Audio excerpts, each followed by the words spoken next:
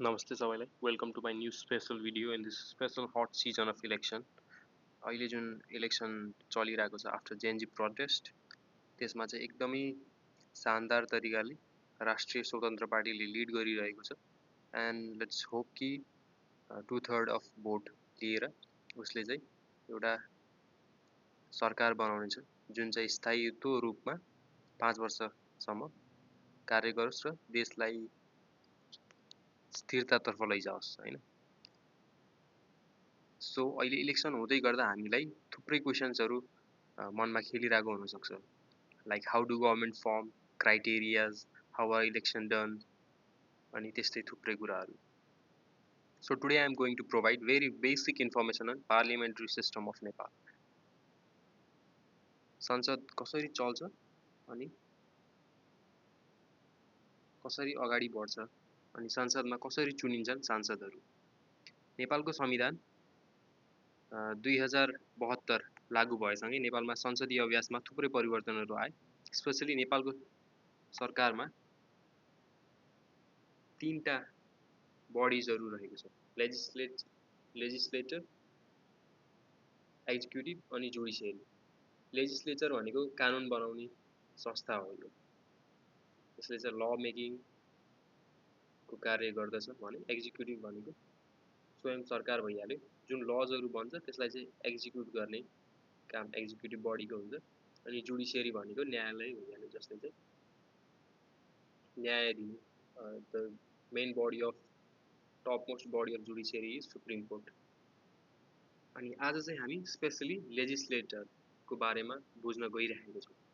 Legislative body भन्ने बित्तिकै parliamentary system आउँछ हैन। पार्लियामेन्ट्री स्ट्रक्चर कस्तो छ त नेपालमा, अनि त्यो बुझ्नेछौँ। लेजिस्लेचर पार्लियामेन्ट स्ट्रक्चर हाम्रो चाहिँ दुईटा भागमा बाँडिएको छ, हाउस अफ रिप्रेजेन्टेटिभ्स र नेसनल एसेम्ब्ली। हाउस अफ रिप्रेजेन्टेटिभ्समा टोटल 275वटा सिट्स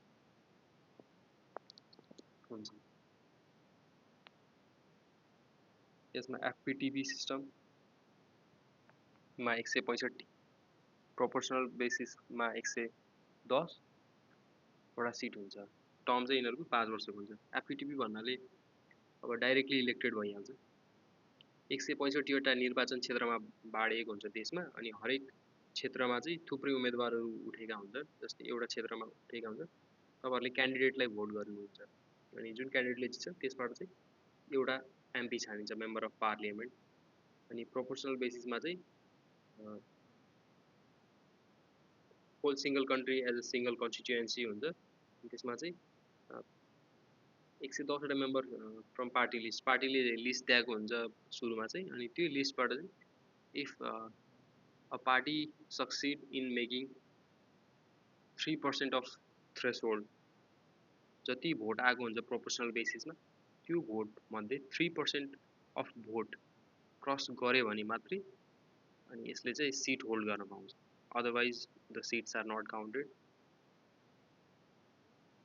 सो यसमा चाहिँ दुईटा body, House of Representative, National Assembly. अनि मेनली अहिले हामीले फोकस गऱ्यौँ भनेको हाउस अफ रिप्रेजेन्टेटिभमा, किनकि हाउस अफ रिप्रेजेन्टेटिभ्स भन्ने बित्तिकै जहाँ चाहिँ जनताले डाइरेक्टली इलेक्ट गरेर पठाउने ठाउँ हो। यो चाहिँ जनताले नै भोट हालेर। नेसनल एसेम्ब्ली भनेको अलिकति फरक तरिकाको हुन्छ। यसमा चाहिँ यसलाई चाहिँ माथिल्लो सदन पनि भन्ने गरिन्छ।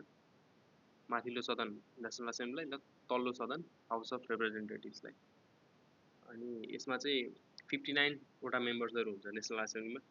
56 मेम्बर्स चाहिँ भोट गर्छन्। कसले त भन्दाखेरि यसमा प्रोभिन्सको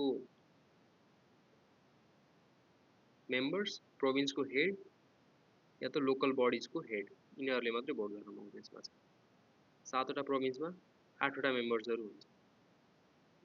हरेक प्रोभिन्सबाट 8वटा मेम्बर्सहरू चुनेर 7 × 8, 7 8 56 मेम्बर्सहरू यसरी चुनिन्छ होइन। 3 मेम्बर्स चाहिँ अलग्गै प्रेसिडेन्ट, राष्ट्रपतिले चुज गर्ने भएको हुनाले यसमा चाहिँ 56 + 3 गरेर 59वटा मेम्बर्स बन्ने हो। हाउस अफ रिप्रेजेन्टेटिभमा चाहिँ अब 275वटा, 165वटा डाइरेक्टली, 110वटा चाहिँ समानुपातिक यसरी विभाजन गरिएको छ। यसरी 165 + 110 मिलेर 275वटा सिट जोडिएको हुन्छ। नेसनल एसेम्ब्लीमा चाहिँ भइहाल्यो 59 56 हेर्न सक्नुहुन्छ। टर्म चाहिँ 6 इयर्स, स्ट्यागर्ड 1/3 एक्सपायर्स एभ्री 2 इयर्स। हरेक 2-2 वर्षमा चाहिँ अलिअलि गर्दै एक्सपायर भइरहेको हुन्छ यसमा चाहिँ टर्महरू। नेसनल एसेम्ब्लीमा चाहिँ एउटा प्रोभिन्सबाट 8वटा मेम्बरमा चाहिँ 3टा चाहिँ वुमेन हुनुपर्ने, एउटा दलित, एउटा डिजेबल्ड अर माइनोरिटी, 3टा चाहिँ ओपन क्याटेगोरीको हुन्छ। अनि अब प्रधानमन्त्री चाहिँ कसरी सेलेक्ट हुन्छ त? जस्तै अब PM is elected through House of Representatives, not by direct public vote. अब हामीले त प्रधानमन्त्री डाइरेक्टली चुन्न पाउँदैनौँ, हामीले पठायौँ प्रतिनिधिहरू आफ्नो संसदमा पठायौँ भनेपछि अब तिनै प्रतिनिधिहरूले चुनेर प्रधानमन्त्री गराउने। Parliamentary system, not presidency, PM must command majority नहुने। यसमा चाहिँ सरकारले 2/3 बहुमत पारित भयो भने चाहिँ एउटै पार्टीले बनाउन सक्छ प्रधानमन्त्री।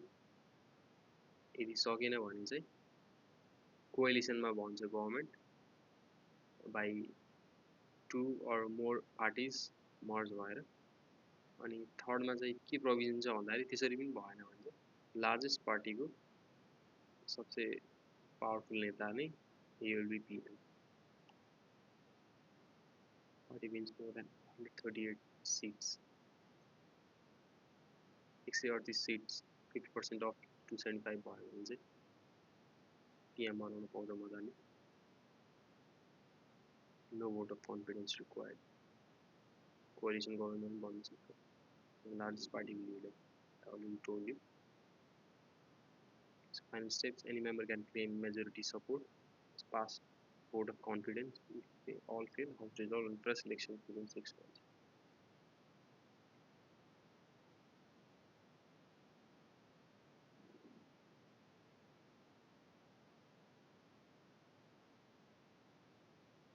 अहिलेको नेसनल एसेम्ब्लीमा चाहिँ नेपाली कांग्रेसको 25वटा सिट्स, कम्युनिस्ट पार्टी 18, CPI-M 11 अनि some other parties को छ।